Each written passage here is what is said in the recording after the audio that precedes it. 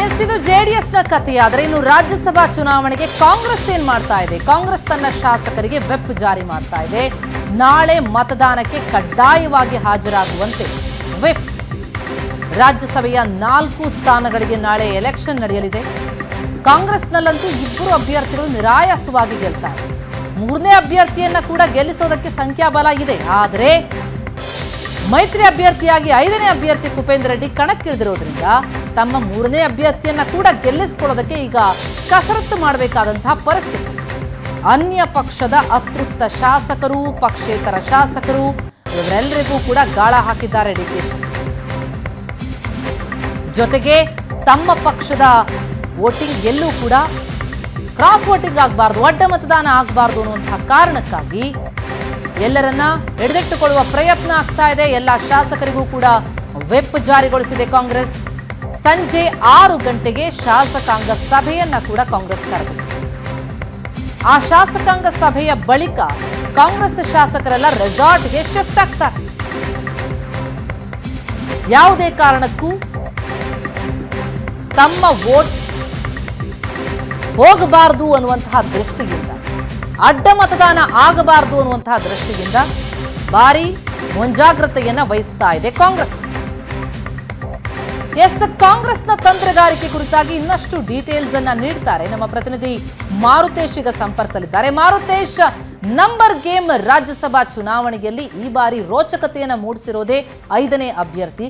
ಸಲೀಸಾಗಿ 3 ಜನರನ್ನ ಕೂಡ ಗೆಲ್ಲಿಸ್ಕೊಳ್ಬಿಡ್ಬೋದು ಅಂತ ಅಂದ್ಕೊಂಡಿದ್ದಂತಹ ಕಾಂಗ್ರೆಸ್ಗೆ ಕೊಂಚ ತೊಡಕಾಗಿರೋದೇ ಈ ವಿಚಾರ. ಹಾಗಾಗಿ ಏನ್ ತಂತ್ರಗಾರಿಕೆ ಮಾಡ್ತಾ ಇದೆ? ಶತಾಯಗತಾಯಕ 3 ಅಭ್ಯರ್ಥಿಗಳನ್ನು ಕೂಡ ಗೆಲ್ಲಿಸಬೇಕು ಅನ್ನುವಂತಹ ದೃಷ್ಟಿಯಿಂದ ಆ ಕಡೆಯಿಂದ ಸೆಳೆಯುವಂತಹ ಪ್ರಯತ್ನವನ್ನ ಕಾಂಗ್ರೆಸ್ ಯಾವ ರೀತಿಯಲ್ಲಿ ಮಾಡ್ಕೊಳ್ತಾ ಇದೆ? ತಮ್ಮ ಶಾಸಕರನ್ನ ಹಿಡಿದಿಟ್ಟುಕೊಳ್ಳುವಂತಹ ಪ್ರಯತ್ನ ಎಲ್ಲಿಗೆ ಬಂದು ತಲುಪಿದೆ? ಪ್ರತಿಮಾ, ಕಾಂಗ್ರೆಸ್ಗೆ 3 ಅಭ್ಯರ್ಥಿಗಳನ್ನು ಗೆಲ್ಲಿಸಿಕೊಂಡು ಬರುವಂತಹ ನಂಬರ್ಸ್ಗಳಿದ್ದಾವೆ. ಹಾಗಾಗಿ ಅವರ ಮೊದಲ ಪ್ರಯಾರಿಟಿ ನಮ್ಮ ಶಾಸಕರನ್ನ ಹಿಡಿದಿಟ್ಕೊಳ್ಳೋದು, ನಮ್ಮ 3 ಅಭ್ಯರ್ಥಿಗಳ ಪರವಾಗಿ ಮತ ಚಲಾವಣೆ ಮಾಡುವಂಥದ್ದು ಕಾಂಗ್ರೆಸ್ನ ಮೊದಲ ಅಜೆಂಡಾ. ಸೊ ಅದಕ್ಕೆ ಬೇಕಾದಂತಹ ತಯಾರಿಗಳಲ್ಲಿ ಕಾಂಗ್ರೆಸ್ ನಿರತ ಆಗಿದೆ.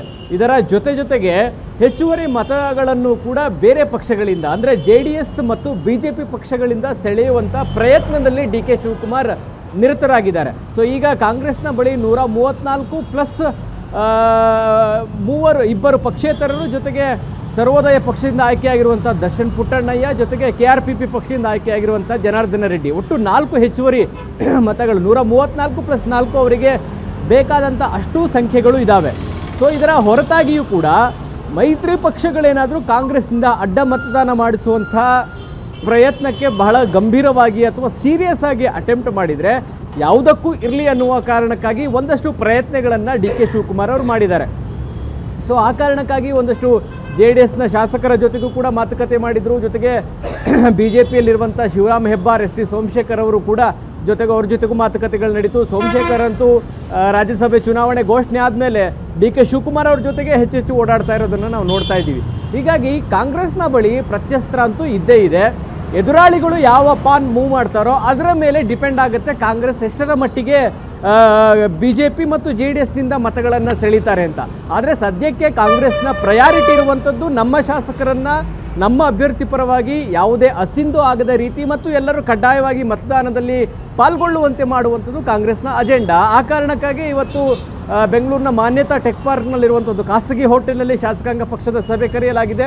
ಸಭೆ ಆದಮೇಲೆ ಅವರಿಗೆ ಇಲ್ಲೇ ಎಲ್ಲವನ್ನು ತಿಳಿಸಲಾಗುತ್ತೆ. ಯಾರ್ಯಾರಿಗೆ ಮತ ಹಾಕಬೇಕು ಅನ್ನೋದನ್ನು ಡಿವೈಡ್ ಮಾಡ್ತಾರೆ. ಆ ಮೂಲಕವೇ ಬಸ್ನಲ್ಲಿ ಎಲ್ಲರನ್ನು ಕರ್ಕೊಂಡು ಹೋಗಲಾಗುತ್ತೆ. ಇವತ್ತು ಹಿಲ್ಟನ್ ಹೋಟೆಲ್ನಲ್ಲೇ ಅವರಿಗೆ ವಾಸ್ತವ್ಯಕ್ಕೆ ವ್ಯವಸ್ಥೆಯನ್ನು ಕೂಡ ಮಾಡಲಾಗಿದೆ. ಒಟ್ಟು ಕಾಂಗ್ರೆಸ್ 3 ಅಭ್ಯರ್ಥಿಗಳು ಗೆಲ್ಲೋದಕ್ಕೆ ಯಾವುದೇ ಆತಂಕ ಇಲ್ಲ. ಹಾಗಾಗಿ ತಮ್ಮವರ ವೋಟ್ಗಳನ್ನು ಹಾಕಿಸಿಕೊಳ್ಳುವಂಥ ಪ್ರಯತ್ನದಲ್ಲಿ ಕಾಂಗ್ರೆಸ್ ಹೆಚ್ಚು ಸಕ್ರಿಯ ಆಗಿದೆ. Thank you so much Maruthesh ತಮ್ಮ ಮಾಹಿತಿಗೆ.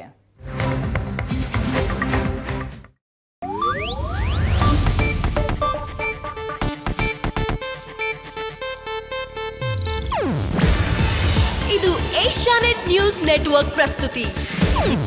ನೀವು ನೋಡ್ತಿದ್ದೀರಾ ಏಷ್ಯಾನೆಟ್ ಸುವರ್ಣ ನ್ಯೂಸ್.